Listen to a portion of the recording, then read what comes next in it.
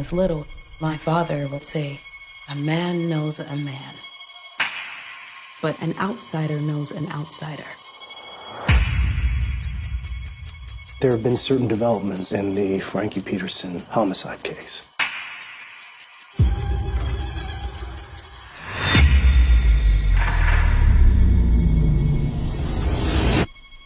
This is where it happened. Holly. He's feeding.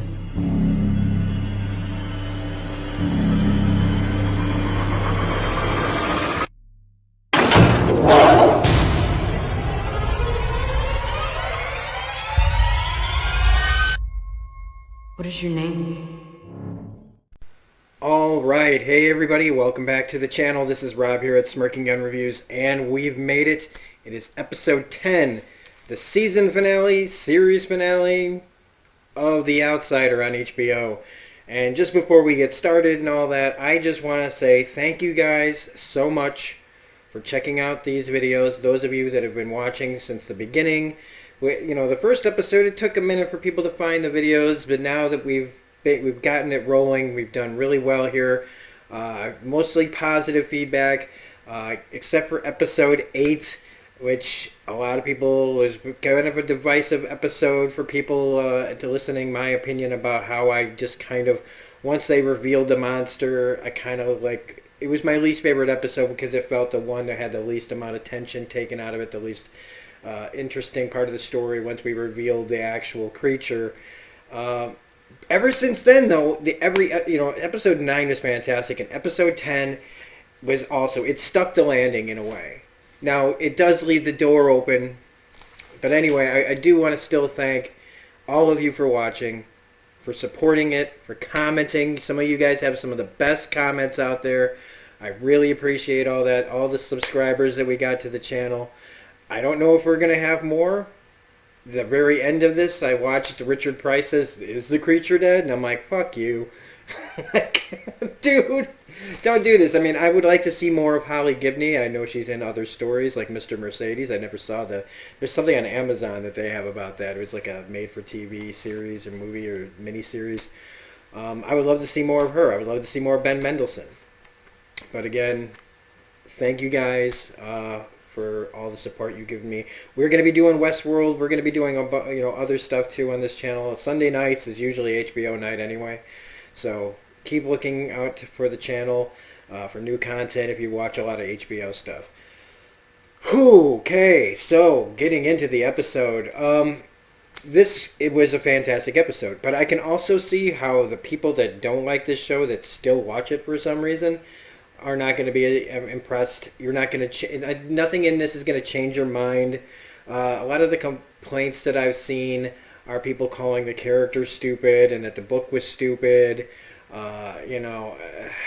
Just not as many very well thought out comments are in the I didn't like this show side of things. The people who love this show have some really well thought out comments. But the 11 to 12 minute shootout that we had here at the beginning of this episode is one of the most intense episodes of television so far this year. I also really love that shot right at the beginning of the sky, and the heavy clouds, and then they flip it to show the dark, just to show the ground underneath. I loved how they flipped that upside down right as we get into this heavy shootout where there's nothing but victims here. Even Jack, because if you look at it, Jack was just a drunk cop. He wasn't some bad person. He was maybe not a great guy, but he didn't deserve any of this to happen to him. And I feel like in this scene, there was a line that he says, why couldn't you stay where you are? Says to me, he didn't want to shoot any of these people, but the way he was sitting there in the cave, it felt to me like its control was really in Jack at this last moment, this last stand. It was really using Jack to protect itself before anybody else can get to it. It's the last line in the sand, or these people will come in there, and then it's got to face them mano a mano, and it doesn't want to do that. And at least Jack finally, finally, okay, because look, I wanted to see Jack dead too. He had to die. He had to die. Because it just would never play, even in reality. What do you do with Jack's character if he lives? Okay, like say this really happened. Jack gets out of this. What do you do with him? And who's to say that one of the survivors, like Claude, would have just killed him in reality, right? He would have just been like, you killed my brother. And so, like I said, some of the people that don't like the show probably will not like this scene, because you see a bunch of people all panicking and dying one by one, doing things that we could say are pretty stupid. But I also think that it's also kind of realistic how people react in these kind of situations. Andy feeling like, I want to get help. I got to get out of here, not for himself, but to save Holly. If I can get out of here, if I can get bars, I can get the cops here to stop this. Like, and who didn't see Claude's brother getting killed? He running right into the line of fire to protect his brother, because he's out there, he's in his element. It was easy to see him going down. The private investigator, I forget his name, the one who got shot first, that was just, somebody had to go. Howie running after Andy after he's been shot up. You could say, why did he do that? Well, nobody else saw the gasoline on the ground. Howie thought he could get to him. Boom, he's gone too. Jack had the high ground. So I can see how some people will see this scene and say it's one of the most intense scenes of the year. Like me. But I can also see how some people are going to be like, this is one of the dumbest scenes of the year because of how all these people acted. I choose to see it from the perspective of that these were real people behaving realistically, and you know why you might think it's stupid? Because people are kind of stupid. And we don't just rationally react in tense situations. We're not all sitting behind a car all cool, calm, and collected going, I'm just going to wait for this thing, for Jack to poke his head out. People are freaking. He's firing heavy rounds at you from high ground. You don't know if you're going to live. So take that as you will, but I thought it was pretty insane and intense. And Holly walking right out into the fray as, Jack gets bit by the rattlesnake, lets himself get bitten by the rattlesnake. I thought it was interesting that he pushed it away at first, though. Like, if he really doesn't want to do it, why... I think maybe it was the other that was helping, that was getting and pushing it away. But when Holly gets in front of it and yells, damn you to hell, I think it gave Jack a second to take kind of control of himself and let the rattlesnake bite him, which then, she doesn't get shot. And then she knows, because he didn't shoot her, he's done. And...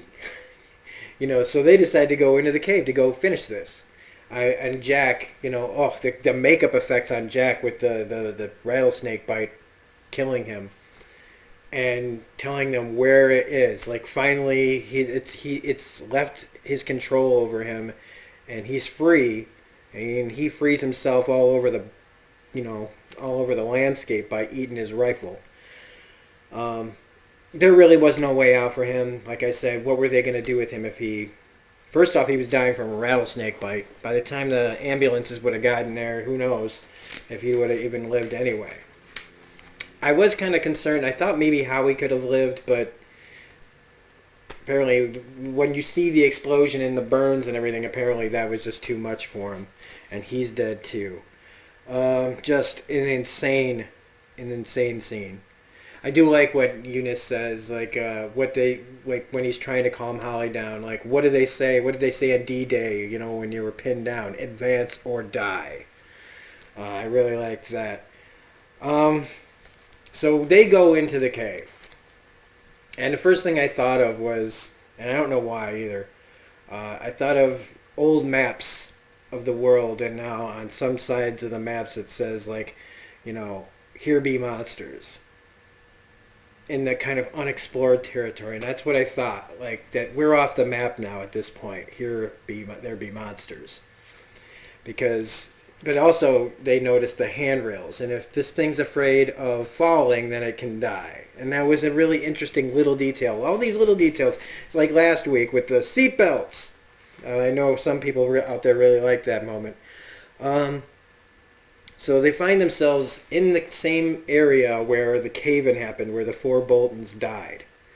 And it gives them, it's there. They find it, it's by the light, and it talks to them. In Claude's voice, it gives them safe directions. Watch your step, it's slippery, it knows it's cornered and caught. But, like, what do they say about cornered animals? Like they're the most dangerous at that point? Because now this is really its last chance, or so we think. So it's saying, like, it's put itself in a position where, what are you going to do about it? You can't kill me with your guns because it'll cause a cave-in. So it's got them between a rock and a hard place. And they don't know what it's physically capable of. They don't know what it's, what kind of powers this thing has. And so when it starts to step forward, I was still pretty on edge. I love how Ben Mendelsohn is in this episode too. First off, he's the best part of this episode, I think. Really close to Holly Gibney. Because he's all in control. He's trying to stay in control. She's asking questions. It's not answering because it's baiting. It's trying to get a rise. It's wanting to create any kind of tension, kind of break in it, so that something will give it an opening. And when she forces the answer of why children, and it says because they're the sweetest. I was just like, no, that's completely a bait. That's a goated question. It's saying because children are the sweetest, just to get a rise out of Ralph. Sorry. And again, they have to force it themselves to not do anything. So thankfully, enter Claude, who it's pretending to be, and I thought that was an interesting juxtaposition because this episode's called Must Can't, and he's got the tattoos of that on his hands, and so you got this monster, this malevolent monster that's been around for who knows how long, standing next to just some guy that it's looking like, and this guy having to face this thing that it's all responsible for all this death, all this misery for so many people, and it just looks like you. And how do you not shoot that? I mean, I know that you could say, why would Claude do something that stupid? But I'm sorry, but if I saw something that looked like me, and I knew that thing that looked like me was killing all these people and causing all this misery, how do you not shoot it? It completely makes sense to me that he would do it, even if rationally he knows that the cave's going to come down around him. Because in his brain, I think he thinks, who cares? As long as I take it out, my brother's dead. My whole family's, a whole bunch of my relatives are already buried down here. Would he be sacrificing? Would he be willing to sacrifice Ralph and Holly in this situation? I believe so. Now, we didn't get a full-on cave-in, but he shoots the outsider. He shoots the El Cuco, which I love. Everybody's, like, even in the interviews, they're calling it El Cuco after the show. So I should just call it El Cuco instead of the outsider from now on. So they find Claude, who isn't dead. We're like pretty much here at this episode, and they go to fall. It's got a spike in its side, a stalagmite or a stalactite. I can't remember which one is from the ceiling. In its side, it's dead, or it looks dead, and they go to leave. And that's when Ralph sees the 2 dead kids, and gives him pause. Because at first I thought, is he seeing this because there's some supernatural thing making him see this? But remember what the El Cuco said is the dead are here. The dead are surrounding us. They're all around, and I can sense them. And I think that even though mentally maybe they're not really there, that's Ralph seeing them there was his version of this isn't over. Remember what this thing does. And so he turns around and goes back. and says, "Look at you playing possum." And this was the best of Ben Mendelsohn right here. I mean, him just sitting there over this thing. Yeah, look at you playing possum and what we can do to you. Like, I don't even know if you can die. I don't, we weren't sure. It looks like this knife isn't doing the job. And so what do we do? Like, I could just leave here, because you can't hunt. You're weak. You can't do what you want. You can't feed. You can't do all the things that you want to do. Stabs him in the hand right here. I could come and get busloads of tourists to come stare at you. I could have scientists take you apart, and we could all take you piece by piece by piece. And I love, this is their chance to kind of stand up to this thing and make it fear and make it, finally realize, like, I don't know. It was just really nice seeing somebody else, like Ben Mendelsohn, turn the tables on this thing, thinking like any like slasher movie killer, right? You think he's dead, he just gets up, and then in the next they make six sequels after it because these things can never die. And it tries one last trick, which is to kind of give him pause by showing like all the faces. I think it was trying to get him to find a face that it couldn't. Maybe if it landed on Terry's face, would it be able to do it? But he takes that big ass thing and just smashes his face in. And he walks away. Holly witnessing that. Him seeing Holly see him do that. And we pan over to the hoodie laying there in the rubble as we leave the cave. And it's all so simple and straightforward. And again, the show has been giving us simple, straightforward, with the supernatural bouquet thrown in the whole time. And so I still say the subversion of expectations is there's no subversion of expectations. Every time you think that there's going to be some twist, there isn't one. And that's great. And I think that was one of the problems I had with episode 8 is I'm so used to that I had a problem when it was actually just that straightforward, even though through every other episode I'd been fine with it. So that one little hiccup, I apologize for. I mean, if I had reviewed it today, I'd probably give it a different review, slightly. I still stand by some of my feelings on showing too much and just kind of having some of the mystery kind of fade away for me. But the rest of the episode is just fallout. Because like any crime committed, like some sort of horrible event like this, it may be over, but there's still going to be scars. There's still going to be remains left over. There's still going to be things that you have to answer for, and all the bodies and all the questions and the investigation into the incident.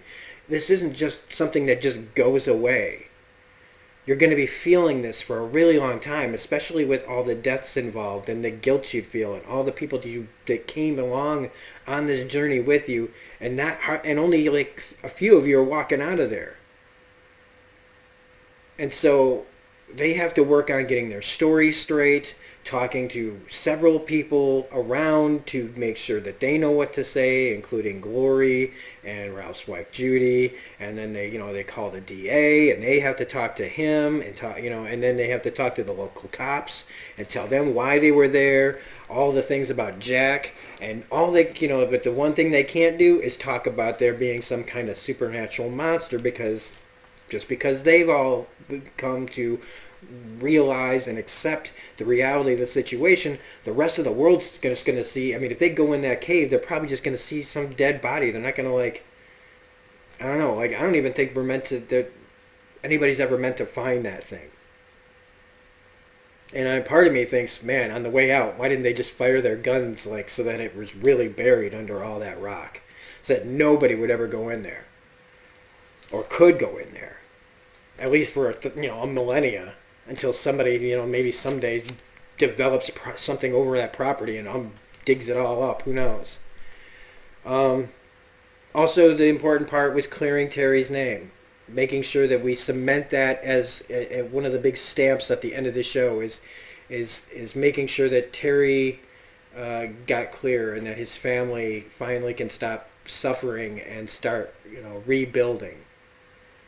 I thought it was a little off that like they go to her house and they go, "Can you not talk about the boogeyman stuff that we were talking about?" And she's like, "Yeah, I can do that." It's like, yeah, of course she can do that. She didn't believe it in the first place. She in fact yelled at you guys for bringing it up. You know, she swore pretty hardcore. Like, the fuck are you doing? What are you talking about? The fucking boogeyman for? Like, this is crazy.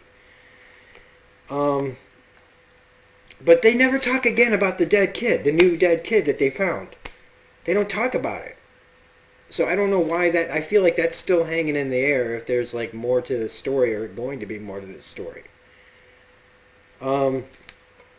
I like the DA when he talked to Glory having the tears in his eyes and having to wipe them away and be wishing that he could talk to her the way that he would like to talk to her, but politically he can't. And legally he can't, with all the stuff that's going on with her lawsuits. He can't tell her what's in his heart. I thought that was really a nice touch. When Judy burns the chair, another nice touch of erasing this thing. Like Ralph said, it's better that no one ever knows about you, that you never existed. You can go back to being a phantom, except this time you're really gone. Reopening the Peterson case. Okay. So at the end of this, you know, Holly tells Ralph, because Ralph's like, I'd be open to working with you again, which shows, like, I think, like I said, now that the floodgates have been opened, what's his whole world is, like he says, cracked open. So if this is real, what else is real? Although he does say I'd rather work on a simple triple homicide, which was nice. But, you know, she talks about how when this thing asked her, like, how do you believe so well? Like, how did you make it? Why is it so easy for you to believe? And she talks about her father, what he said about a man knows a man, and an outsider knows an outsider. Saying that we're kind of similar, me and this thing. We're both outside of what's normal. And so we, you know, it's, I don't know, you could say that about several people that have similar backgrounds or similar problems. You can say that you sense that a little bit in another person, somebody who maybe has depression or anxiety or whatever. I really like that touch.